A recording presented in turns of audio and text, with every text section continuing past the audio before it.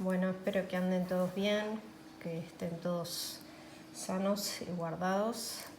Y bueno, la idea era hacer un videíto para introducir el concepto de exceso y efecto. Solo para aquellos que han avanzado lo suficiente con la guía de cantidades químicas. Y bueno, y tal vez desearían continuar con el resto. Bueno, el concepto de exceso y efecto es un concepto que la mayoría lo debe tener inconscientemente adquirido, porque es algo que normalmente se utiliza en distintas cosas. Por ejemplo, como verán acá, en una receta de cocina para hacer 2 budines. Me quedaron bastante feos, pero bueno, es simbólico. Bueno, lo que quería mostrar acá es, bueno, fíjense cómo es esta receta. Obvio que le faltan cosas, pero para ilustrar, un paquete de harina, que podría ser uno de los reactivos, con 6 huevos, o si quieren pueden pensarlo como media docena de huevos, ¿sí? Reaccionarían, ¿no?, como para formar 2 budines. Esto es crema de frutilla, no sé. Bueno, cuestión, eso claro, ahora que pienso, no tenemos la frutilla en ningún lado, pero bueno, no importa, olvídense de la crema de frutilla. La idea es que uno más o menos sabe que estas proporciones las tiene que mantener para formar 2 budines. Si quisiera, por ejemplo, hacer un único budín, simplemente utilizaría la mitad de la harina, la mitad de los huevos y formaría un solo budín. ¿Está bien? Hasta el momento nosotros en la clase habíamos visto reacciones en las que teníamos la ecuación estequiométrica, ¿sí?, que vendría a ser la receta en este caso, y les preguntábamos cuánto se formaba de un producto, por ejemplo, dándoles dato únicamente de uno de los 2 reactivos. O sea, les decíamos, por ejemplo, que teníamos un paquete de harina, ¿sí?, y preguntábamos cuánto se formaba de los budines, ¿sí?, por ejemplo, asumiendo que había huevos suficientes como para que toda la harina reaccione, ¿sí?, por ejemplo. Entonces, ¿a qué vamos con esto? Los problemas de exceso y efecto tienen un plus, digamos, en el cual se dan datos de tanto de uno de los reactivos como del segundo. Y en función de cuánto tenemos de cada cosa, será cuánto reaccionarán estos 2 reactivos para dar el producto, una determinada cantidad de producto, ¿sí? Demos un ejemplo, por ejemplo. Si el dato, esta es la reacción, ¿no? Sería la estequiometría de la reacción. Si el dato del problema nos dice que tenemos 6 huevos, ¿no?, y en vez de tener un paquete de harina tenemos medio, ¿sí?, es evidente que no vamos a poder formar los 2 budines. ¿Se ve? Porque para formar los 2 necesitaríamos un paquete de harina. Entonces, ¿qué es lo que vamos a poder hacer si tuviésemos estos elementos ahora en cuarentena y no podemos salir a comprar más? Bueno, el medio paquete de harina lo usaremos completo, usaremos la mitad de estos huevos para formar un único budín, ¿sí? Eso parece bastante sencillo, pero básicamente esa es la idea que vamos a trasladar luego a una reacción química. Es evidente entonces que los huevos, tenemos más huevos de los que necesitamos, ¿sí? Es decir, que los huevos estarían en exceso, ¿sí?, nos sobrarían, ¿sí?, y la cantidad de producto que podamos formar va a estar determinada por la harina, que en este caso vendría a ser el limitante, ¿sí? Es decir, la poca cantidad de harina que tenemos va a limitar la cantidad de budines que podemos hacer, ¿sí? Bueno, habiendo mencionado esto, vamos a pasar a un ejemplo más de nuestra... no sé bien ni qué digo, pero bueno, un ejemplo con una reacción química. Acá tenemos, ¿no?, una reacción, la reacción de formación de dióxido de carbono a partir de carbono, que puede ser grafito de distinto tipo, oxígeno molecular, ¿sí? Y bueno, dióxido. Bueno, acá lo que vemos es que un mol de carbono, reacciona con un mol de oxígeno para dar un mol de dióxido de carbono. Esta reacción ya estaría balanceada así como está. Acuérdense que es como poner un 1 aquí adelante, ¿sí? Pero es redundante, así que no se escribe. Entonces, digamos, nosotros sabemos que esas son las cantidades en las que estos reactivos reaccionan, ¿sí? Y si quisiésemos formar, por ejemplo, 2 moles de este, tendríamos que poner 2 de este y 2 de este, ¿sí?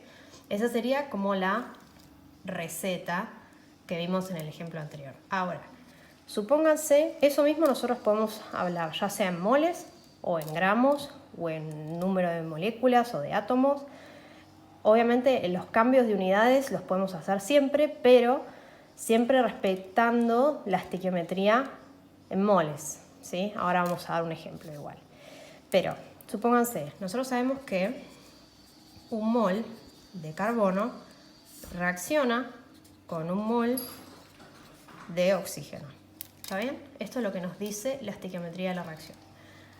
Bueno, tuve un inconveniente técnico, pero bueno, estábamos diciendo que la receta o la estequiometría de la reacción nos indica la proporción en la que los dos reactivos van a reaccionar. Es decir, un mol de este reaccionará con un mol de este, que es lo que escribimos aquí, en esta primera parte de la regla de 3 simple, para dar un mol de este, ¿sí? Eso es otro dato extra, digamos. Ahora, supónganse que esto es, digamos, la relación en la que estos reactivos se relacionan. Ahora, supónganse que yo de repente les digo que tenemos 2 moles de carbono, ¿sí? El dato del problema les dice que tienen 2 moles de carbono y 4 moles de oxígeno, ¿sí?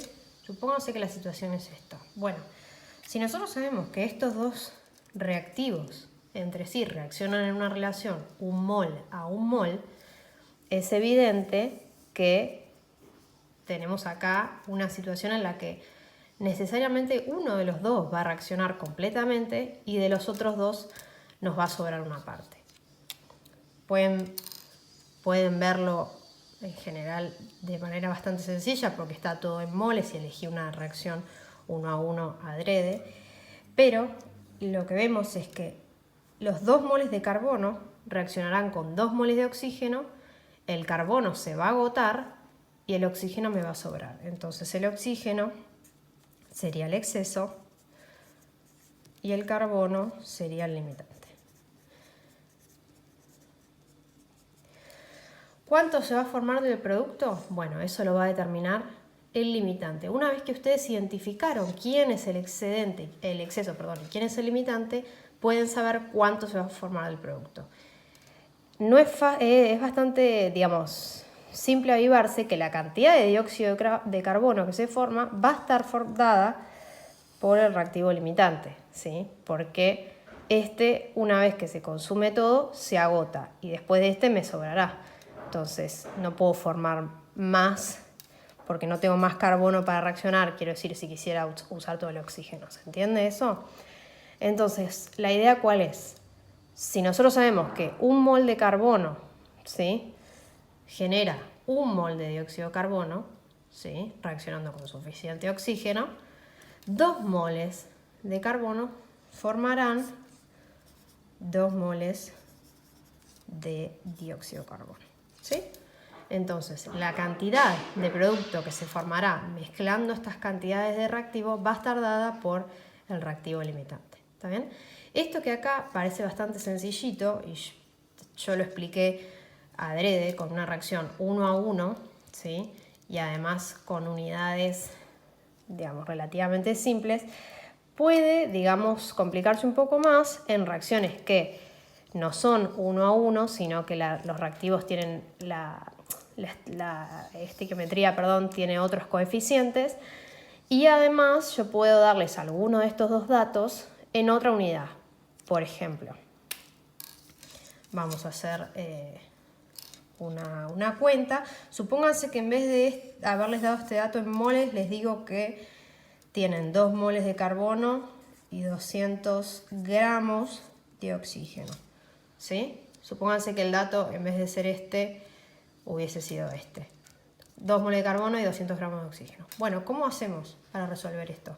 Nosotros esta parte de la regla de 3 la podemos transformar a la unidad que más nos convenga. Recordando cuáles son los pesos atómicos o moleculares relativos, sabemos que el carbono pesa 12, el oxígeno molecular, o sea, diatómico, pesa 32 y el dióxido de carbono pesa 44. ¿Está bien? Si estamos hablando de moles, que es bueno, un poco lo que vamos a hacer, teniendo en cuenta que este dato está en moles y estos son 200 gramos, estos serían 12 gramos, 32 gramos y 44 gramos. ¿Está bien? Lo dejo sin unidades por si a alguno le genera algún conflicto ponerle las unidades acá. Entonces, bueno, ¿cómo resolvemos lo que sigue? Si nosotros tenemos esa situación, nosotros sabemos que, fíjense, tenemos un dato en moles y un dato en gramos. Entonces, esta parte de la regla de 3 podemos expresarla en esas unidades para ya directamente no tener que hacer más pasos. ¿Cómo hacemos eso?